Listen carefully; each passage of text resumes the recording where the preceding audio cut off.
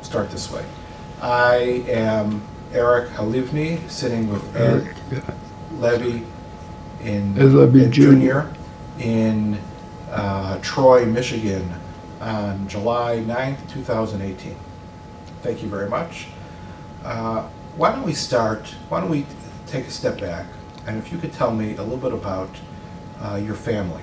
If you, your parents, your grandparents, if you knew them, maybe where they were born, where they were from, where your family's from, just to kind of set the stage. My paternal grandparents came from Latvia.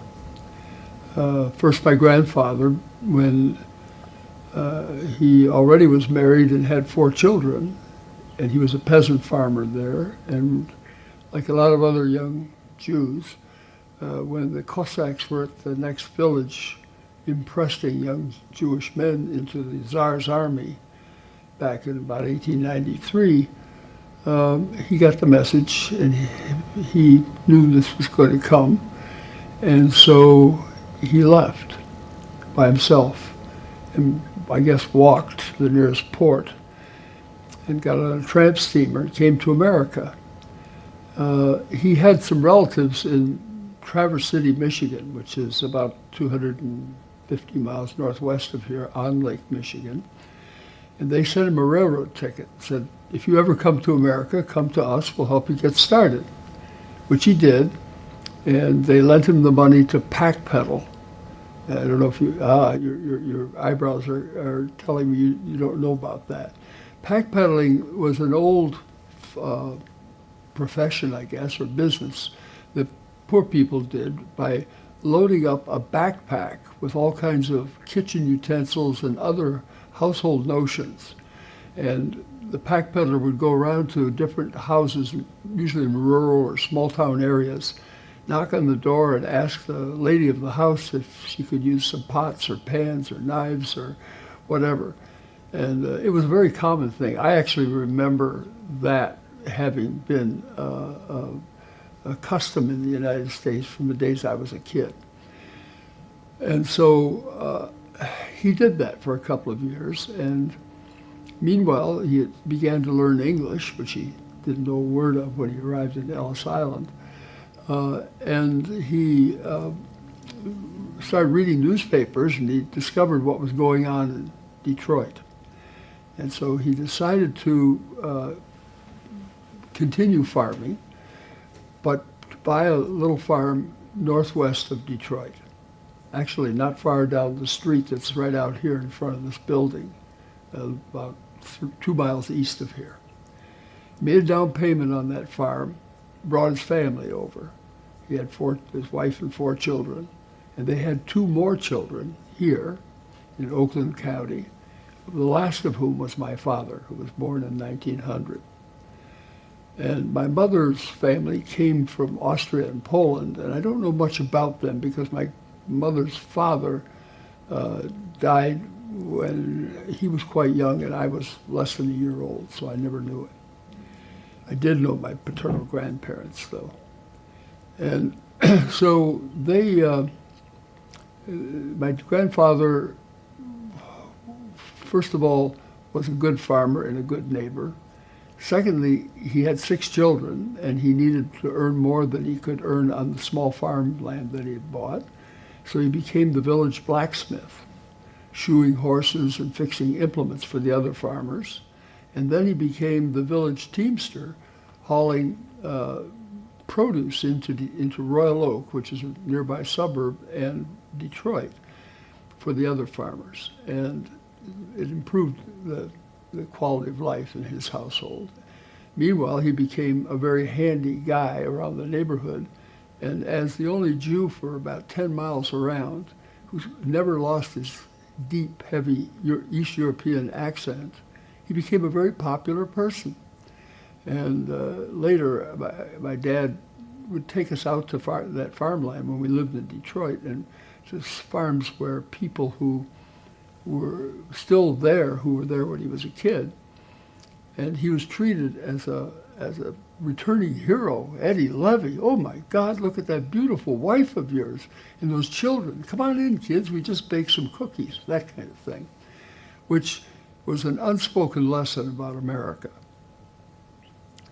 You can be the most foreign of people, but if you're a good citizen and a good neighbor and a useful person, you treat your family well, you're going to be accepted. And I grew up with that. And my dad grew up with that. What were your grandparents' names? Well, their name in Latvia before they came here was Notice or something like that. But since my grandfather couldn't even answer the question, what is your name? They apparently knew that. They had that experience a lot at Ellis Island. And the agent said, well, are you a Levite or a Kahane? Oh, he said, Levite. And so they hung a sign on him saying, Sam Levy. So that's our family name.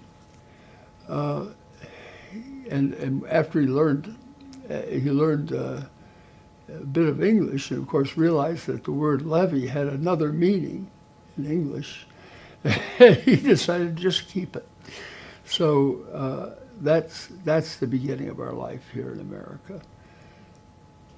When my dad was growing up, and I don't know what my grandfather might have said about this, because I never heard that he said anything, but my dad was growing up, he began to become aware of what was generally known as the Zionist movement. And he thought that was a great idea, despite the fact that he was in America, he was born in America, he was well treated as an American, and I could go on all day with my father, but that's not what you're here looking for. But he was interested in the Zionist movement. So in the 1920s, maybe early 30s, a man named Chaim Weitzman used to come to Detroit, as he would many cities, to visit and speak with the Jewish community about his efforts to begin the establishment of a Jewish state in Palestine. And my dad would hear about these things, and he would go to these meetings. And even though he was a relatively small businessman by then, he would write a nice check, like $500, which was a lot of money back then. And the prominent Jews of the city would look at this bare-bones, 6-foot kid writing a big check like that. They had no idea who he was, because he was never, until late in his life, an active member of the community itself. But he really believed in that. And later, of course, after I was born, and with the rise of Hitler, he was very, very, very attentive to all of that. And I'll never forget, in about 1939, when we were in Miami Beach for a vacation, and there was this ship anchored off of Miami Beach, and it was there for a number of days. Well, it was the St. Louis. And my father was just so angry. He could see the ship, he knew who was on it, and it never was allowed to dock. So that's the attitude in our family about politics. He hated Roosevelt for it and never stopped hating him, and about the Jews and about the beginning of Israel. How old were you? You were born in? I was born in 1931. I started reading newspapers in 1939 because my father once said, well, did you hear about such and such? I said, what? He said, everybody's talking about it. He said, didn't you see it in the paper? I said, I don't read the paper. Well, what paper? He said, if you want to know anything, you've got to read the newspaper. Now, that's a lot different than what kids are taught today, but I started reading newspapers in 1939. So all the things that we know about the Holocaust were unwrapping and evolving during that time. And actually, we were aware. We weren't as aware as we were later, but the beginnings of the concentration camps and then the death camps were something that I grew up knowing about as a kid. Was your father involved in local community organizations at that point, or not? Not much. He belonged to a Reformed temple, and he actually joined Temple Bethel here in Detroit in 1921, when he was 21. But he was not religious. He taught us later over the dinner table. We were taught that there are two things that the Jewish religion teaches. One is the golden rule. And he said, by the way, the golden rule doesn't quite do the whole job. He said, the golden rule that I believe in, he said, is always treat others the way you want them to treat you, and work very hard to make darn sure that they do likewise. And that's the way, by the way, our business is built, and that's what we teach our employees today. And the other part was the Ten Commandments. He said, you know, the Ten Commandments are a big story. He said, very tough to live by them religiously. A lot of those things are hard to do and do them well and do them honestly. But he said, if you keep trying and trying hard and you live by the Ten Commandments, you're doing all the things the Jewish religion wants to teach you. And that's the way I grew up. And by the way, even my children, who are pretty irreligious, because their mother, who was my first wife and was a wonderful person, came from a Jewish, pro-Israel, irreligious family. So anyway, what happened later was perhaps of a little more relevance, and that is that in the late 1940s, one day, my dad came home from work and he said, I just sent a check for $50,000 to so-and-so, who was a used equipment dealer in Cleveland. He said he is working with others to assemble war surplus military equipment to send over to the Jews. And I don't remember whether it was in 48 or 47, which of course would make a big difference. But that was a movement that you're probably aware of. And my dad. I'm from Cleveland. Oh, I wish I could remember the man's name, because I'd met him, because we bought some used equipment from him, war surplus stuff, using it in my dad's business, but in the late 40s and early 50s. Anyway, that was his main contribution to the early days of Israel, just before or just after the Declaration of Independence. Did he, do you know, like, if that was something that other people from Detroit were doing also? Yes, it probably was. Do I know who they were, or do I know what the numbers of people doing that from Detroit were? No, but there were leaders of my dad's generation, and mostly people a little older than him, who were more prominent, more wealthy, who were, I think, doing a lot of that sort of thing. Were there still people like Weitzman or Ben Gurion or people like that coming through Detroit in those years? And, well, in the years just before the independence, yes. After the independence, I think they were rather busy at home. So. But would that be something that, you know, he continued to be, when these people would come into town, he would be one of the people that would make sure to go see them and hear them speak? He would do it. Yeah, he would do it. He would do that same thing whenever the opportunity presented itself. He was not a person who was inclined to go to large meetings. Mm-hmm. When the United Jewish Appeal started, or started with the Israel component to it, he was a contributor from the beginning, and our family has been among the leading contributors in town ever since. There were years when they didn't even solicit us because nobody knew how to talk to somebody in the Levy family about that much money. So it was, the lessons I learned were, you always do what you think is right for the causes you believe in, and don't wait for somebody to come ask, just do it. So that's what it was. Now, I will tell you that in the early days of the State of Israel, and I don't know how much this fits into your whole quest, but one night a neighbor of ours, a man named Saul Sloan, who was a prominent member of the community, asked my father to come to his home, and they lived just down the block from us in Detroit. There was going to be a meeting about what to do for all of these Jewish immigrants who were coming into the new state of Israel and had to be absorbed.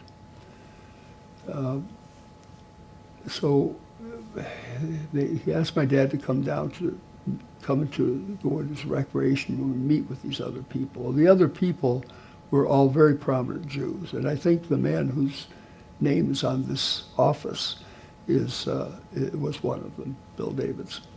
And the reason I think that is because the purpose of the meeting was to decide what they, Detroit pro-Israel Jews, could do to help this young country in absorbing all of these aliyah that were coming. And my dad was probably one of the only people in the city, in the community, who was involved in construction materials. He was making aggregates out of limestone and out of steel making slag. We still do that, by the way. And by the way, my dad got his first great start in business, in the slag business, by no less than Henry Ford, who tried to sell stock in his automobile company to my grandfather on the farm when my dad was a little guy. Of course, my granddad, like all the other farmers, was having nothing to do with that insane machine. But my dad remembered that when he got into business and had a small fleet of dump trucks, went to Henry Ford and asked for the opportunity to help build that empire. And that's the beginning of they were building a steel mill, and that's the beginning of our relationship with Ford Motor Company. And Ford has long since sold that steel mill, but the steel mill is still there and on its fourth owner, and we've worked for Ford and the successors ever since. And, well, I could spend all day telling you Henry Ford stories because my dad knew a lot of them, and Henry Ford became a mentor of his until Ford died.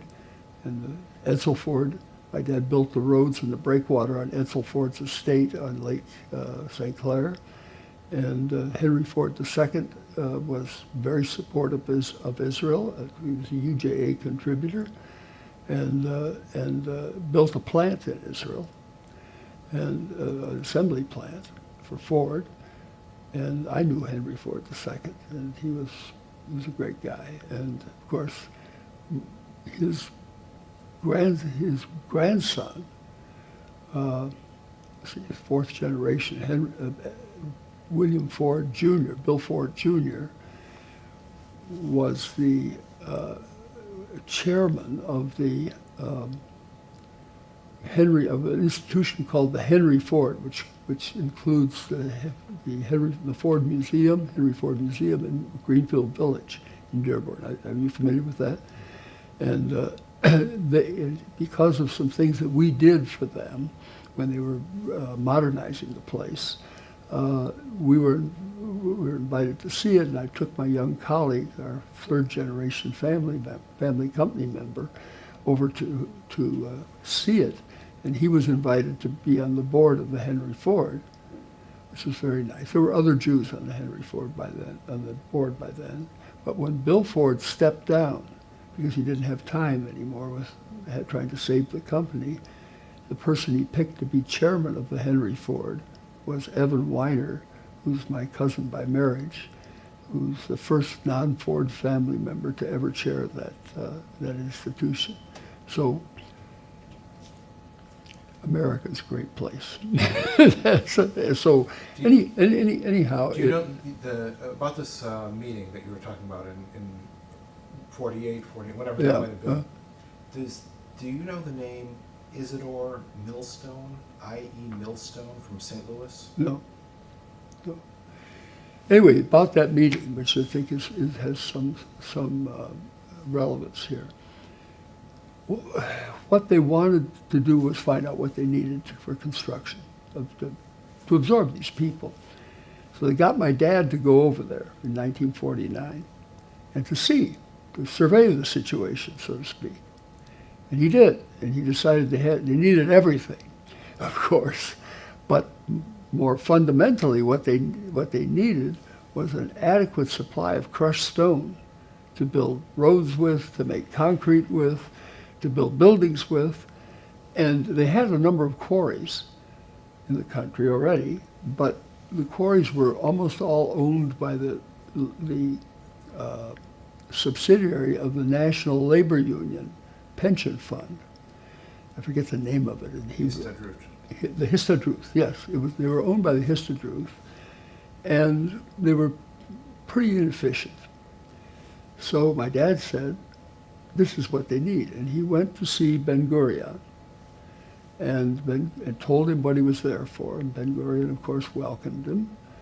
And he said, what we're going to need is to be able, we're going to buy and build American machinery and bring it over here and install it, including the processing plant for this crushing, screening the stone, and the quarry trucks and shovel and so on. He said, but we need to be able to bring that equipment in duty-free. And secondly, we need to be able to borrow Israeli pounds in the banks here for our local needs. Ben-Gurion thought that was a great idea, and they shook hands on it. And that was the deal. There was nothing on paper.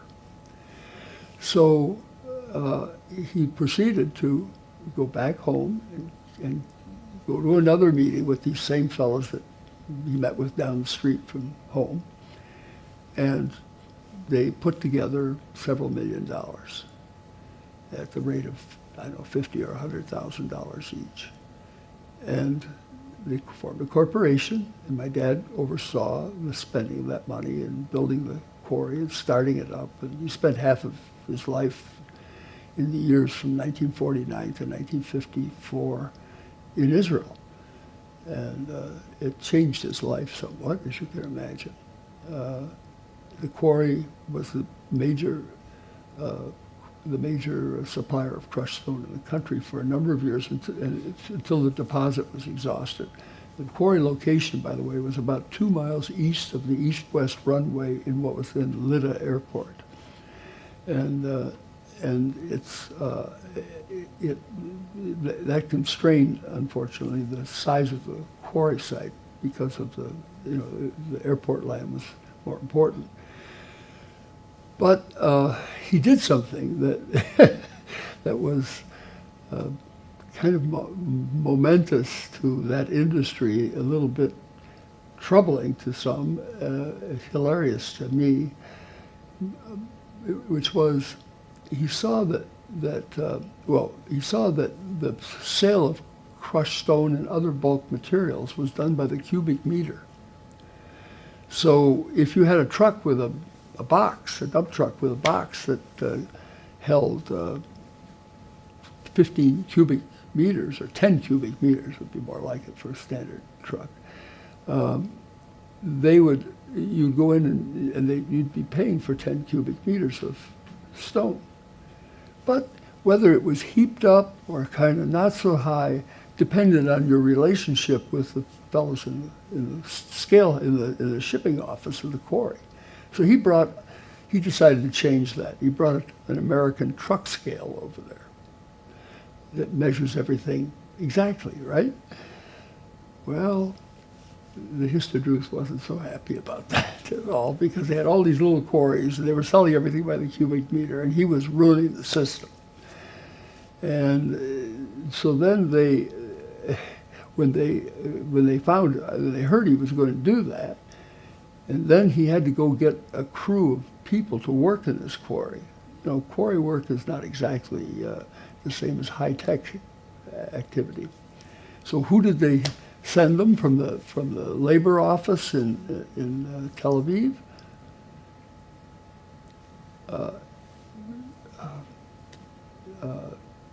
Ethiopians.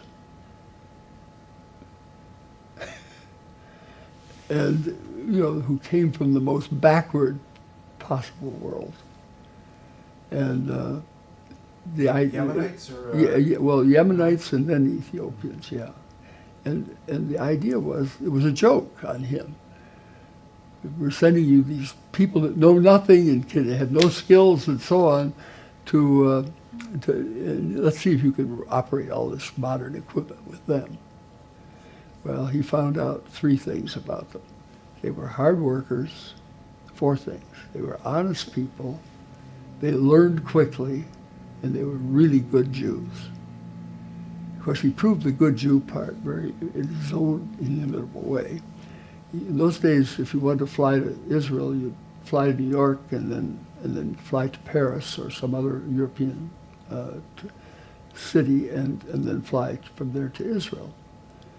So my mom would come with him sometimes, and they'd stop over in Paris, and one time they bought a couple of canned hams. Took them with them because Israel had no meat. They didn't have the currency to import it, and they weren't yet ready to grow it. So my mom set up this big lunch for the workers with vegetables and fruit and bread and meat. And it was all laid out for them when they came in for lunch at noontime. And the one head, I think you're right, it was Yemenite, came out and said to my dad didn't go in to watch it. He said, "The Fleisch, you kasher?" My dad said, "Oh, of course." He went. He looked into the break room or whatever they called it there. And just everybody came out. They wouldn't stay in the room until they took that horrible treif meat away. That proved to my dad how good their Jewishness was. And he laughed. He had a great sense of humor, but he did a proof of subject here. So the quarry became what it was, and eventually they sold it to the Histadrut. But it really set a standard there. So that was really the activity in the early days of Israel. Do you remember? Do you remember the name of the corporation that they formed? Yes, it was the. I knew it all so well, and I've actually somewhere at home. I think I have some of its corporate records, in which that's how I knew Bill Davidson was an investor. It was the.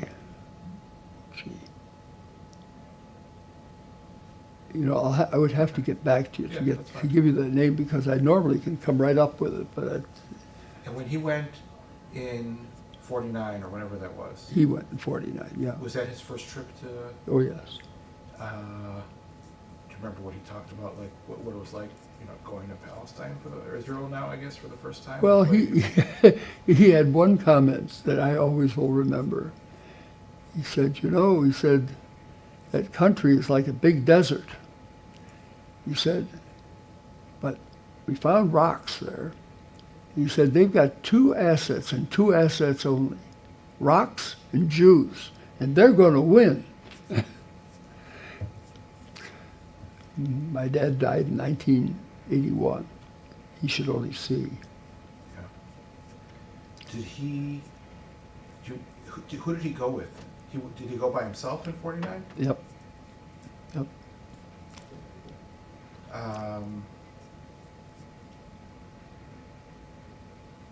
And did he stay involved with other Israel-related things?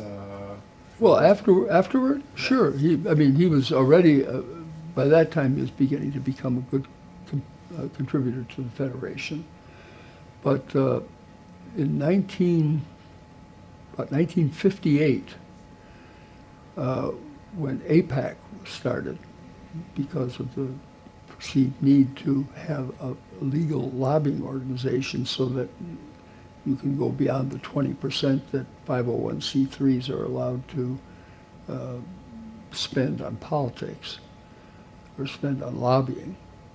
The Jewish community nationally decided that they needed a first-rate and legal lobbying organization that could be 100%, so a 501c4.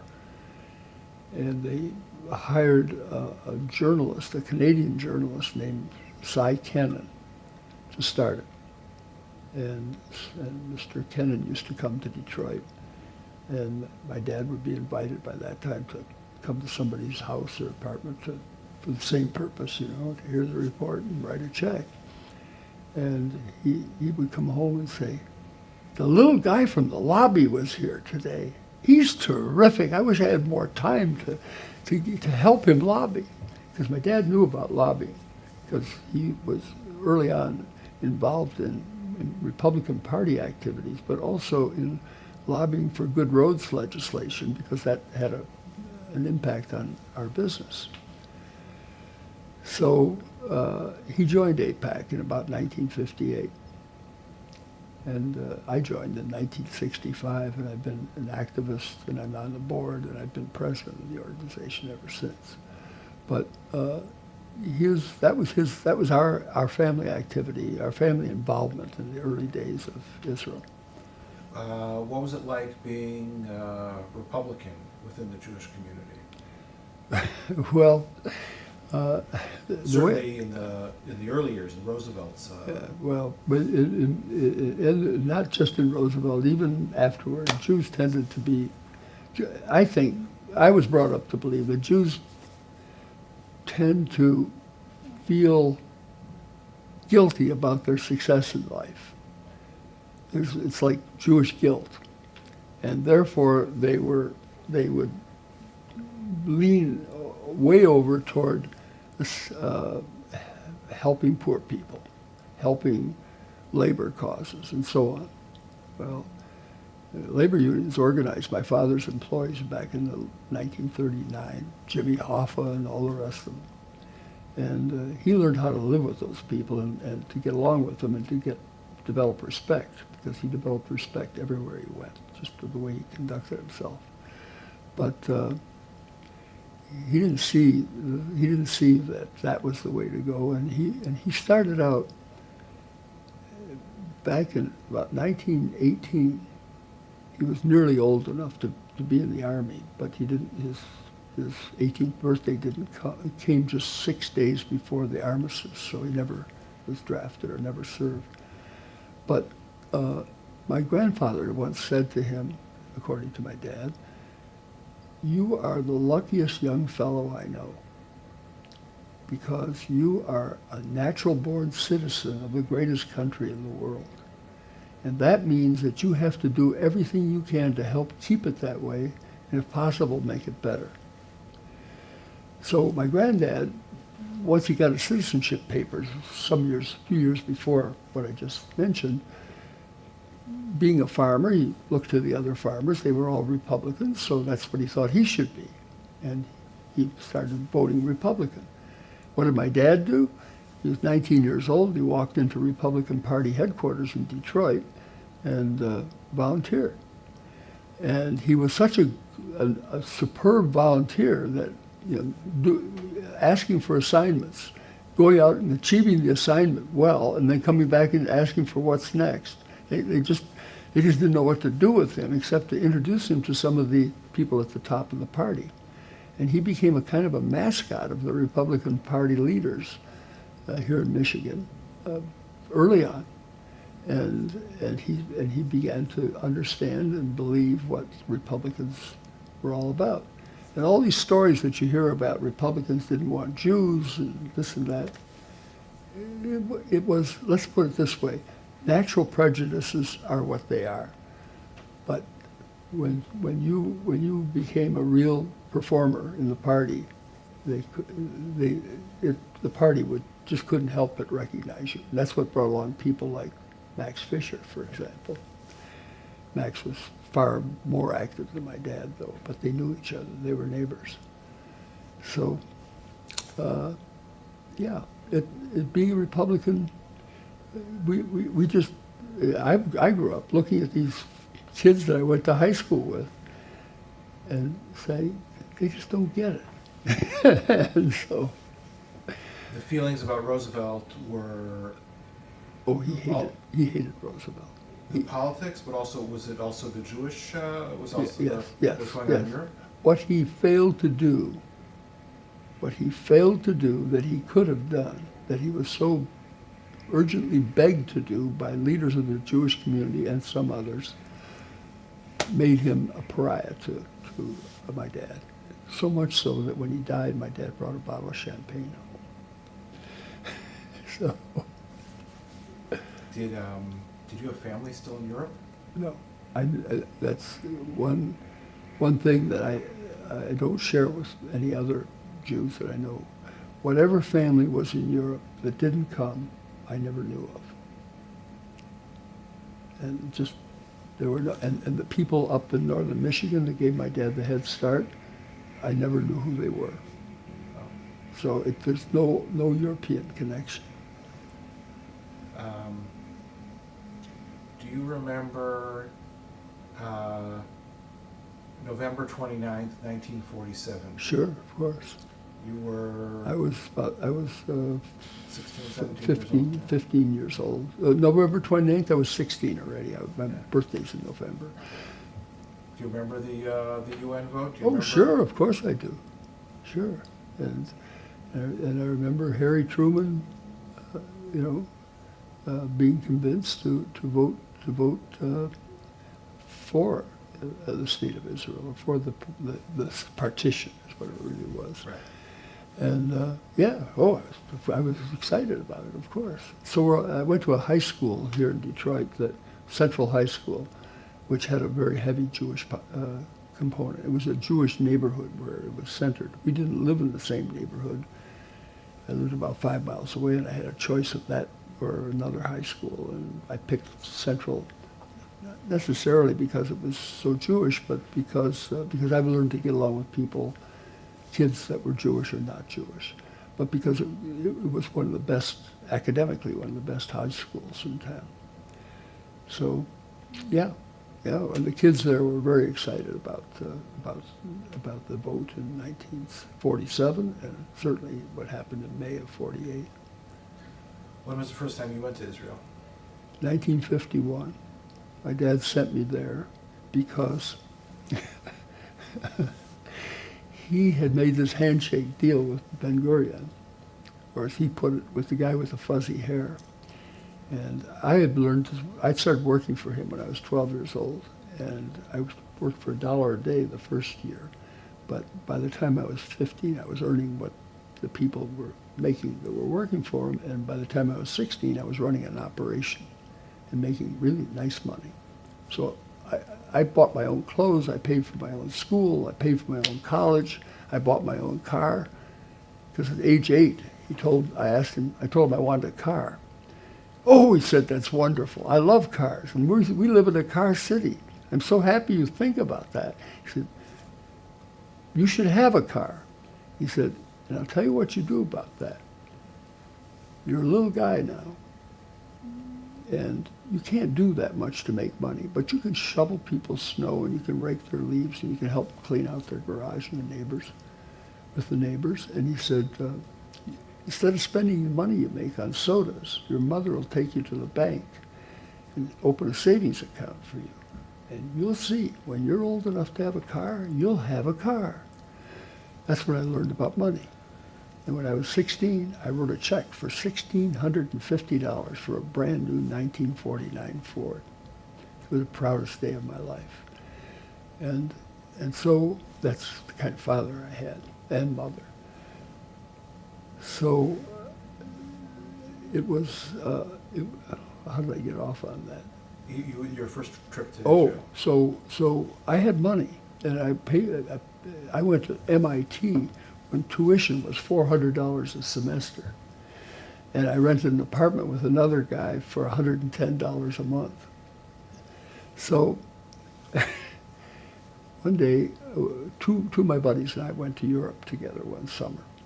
And I was paying my own money. And after 2 months, they went home. And by the way, during that trip, I visited the German concentration camp. Dachau, near Munich. And so the other two guys went home, and I had a couple of other things I wanted to do in Italy. And so here I was with 3 weeks to go, when I had to be back to school, and an airplane ticket home, and $65 in my pocket.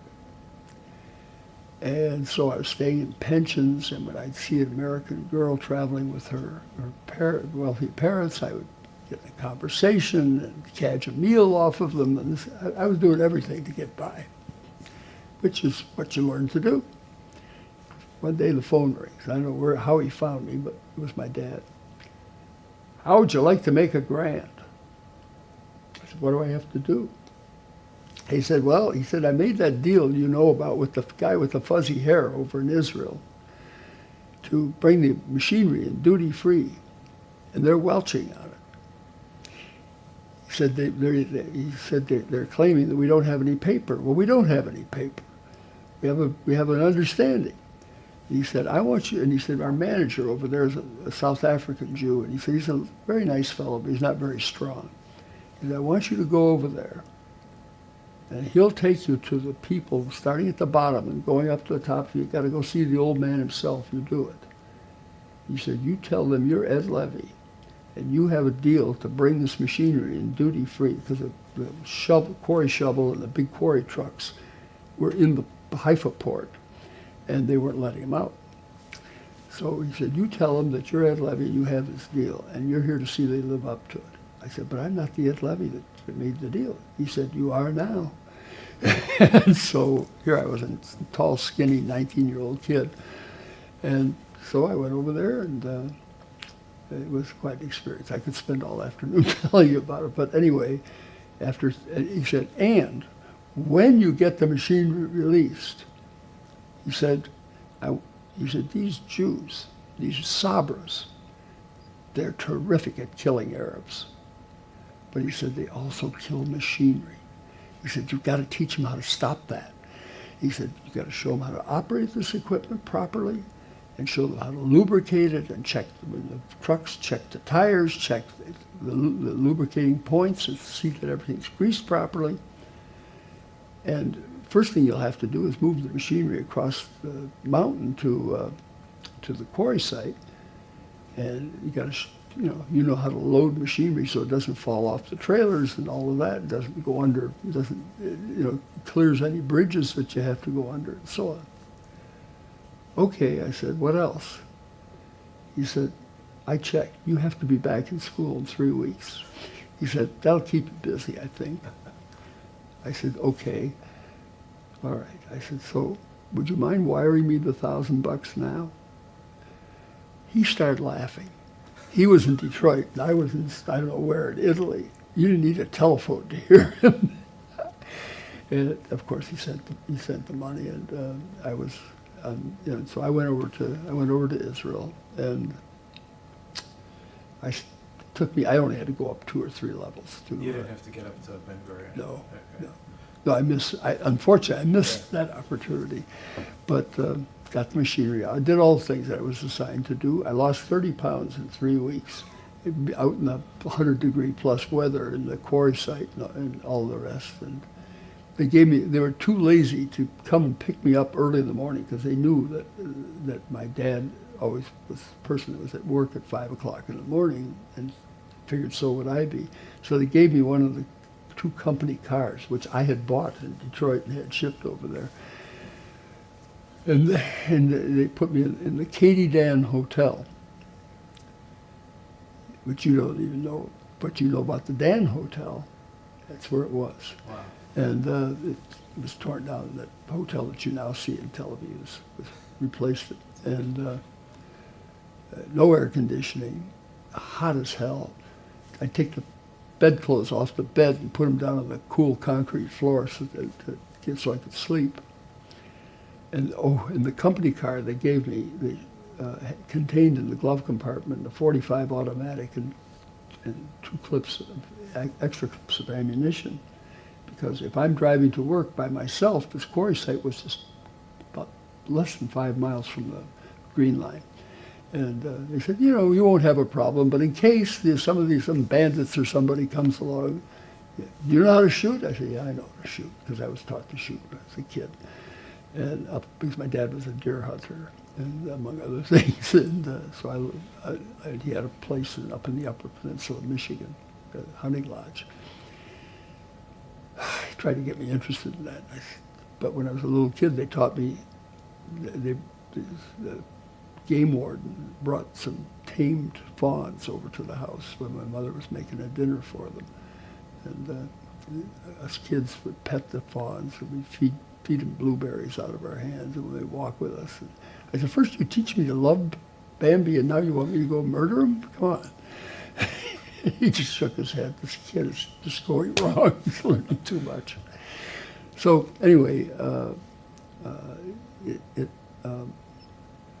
it was a great experience. And but how did I get up north? I didn't get off the subject. That's my age showing. Well, we're talking about shooting. Yeah. So yeah. So they gave me the car with the 45. My respect for these guys went, and they didn't last all that long either. Well, at least the general manager, Herzl, didn't last very long. Anyway, I got home, and that was my first experience in Israel. That's great.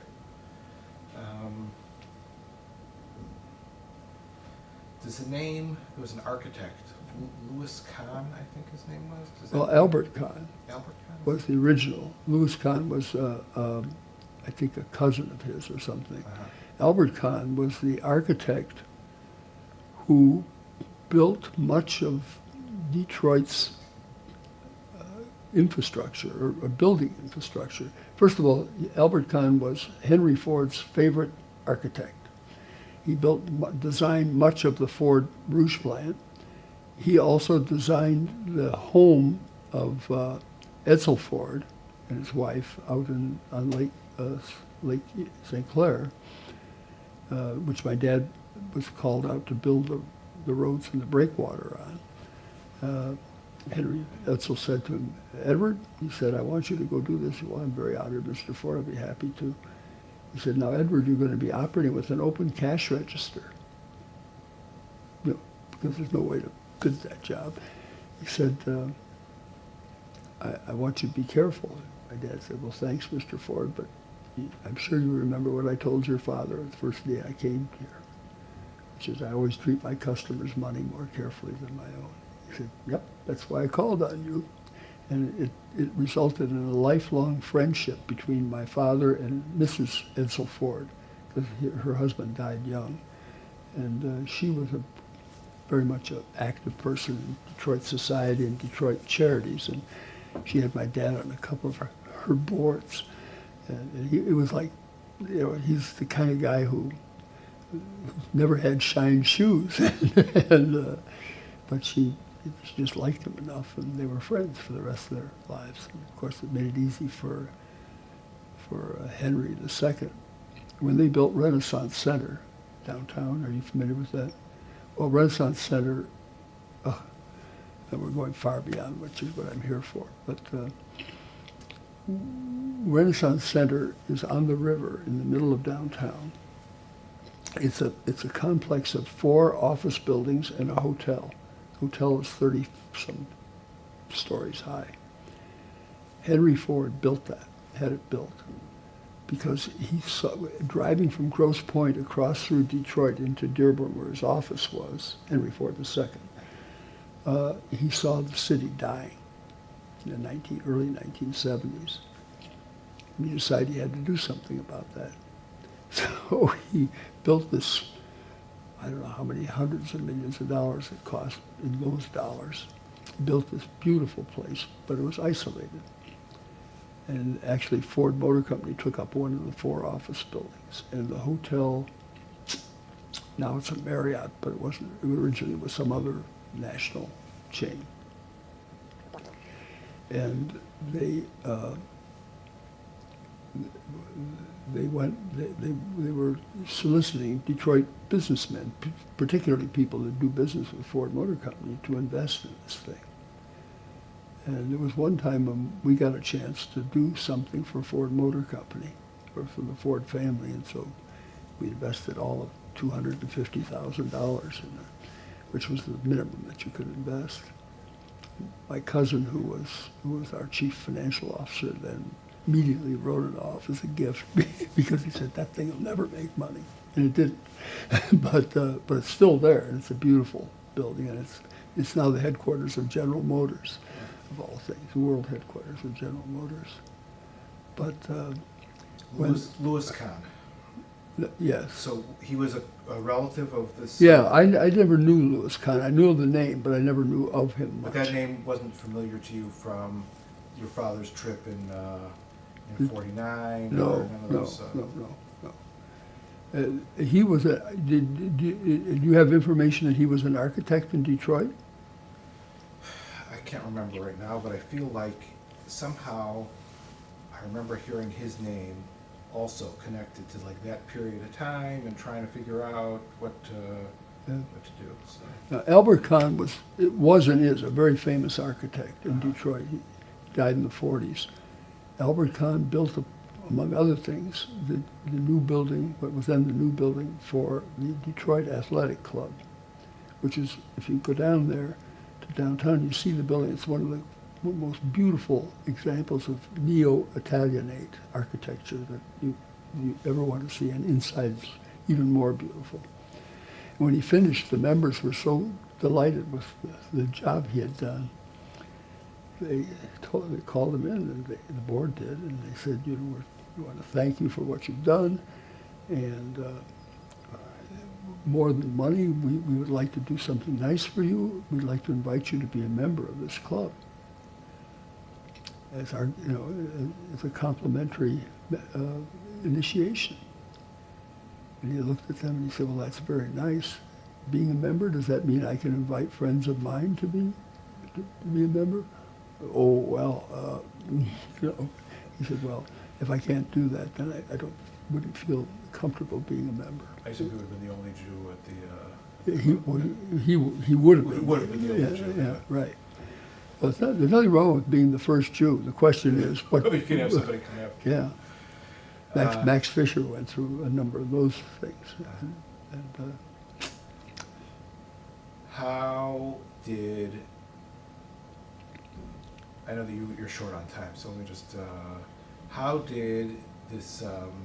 the experiences that your father had, particularly those related to Israel, what kind of impact did that have on you in terms of your own relationship to Israel? And, in 1975, they recruited me to be an activist at AIPAC because they found out that I was two things that they wanted. Somebody that knew how to go talk to people very different than myself and present new ideas to them and sell them to them.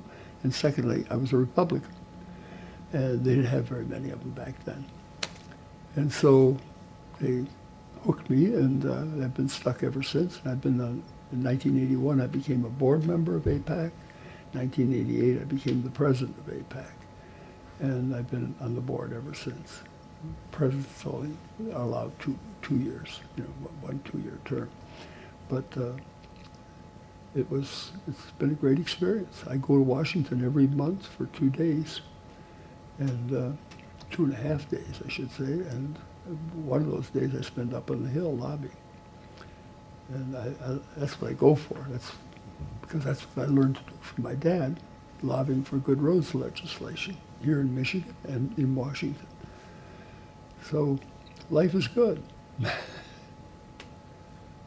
Wow, that sounds like a long family tradition of support for Israel from well before the founding of the state through today. Yeah, it was. And I've learned a lot of good habits from the world around me, particularly from my parents. And they've paid off in all the right ways. That's great. Okay. Thank you very much. It's been very interesting. Thank you, I really Aryeh. appreciate this. Thanks. Good meeting you. Good luck with your You project. too. Thanks a lot. Oops, I better walk off with all this stuff. Yeah. What's this? Here it is. Thank you very much. Okay, there we go. Thank you. Okay, see you later. Thanks. Nice to meet you. I'll put my jacket It's here. I've got a release form, if you don't mind.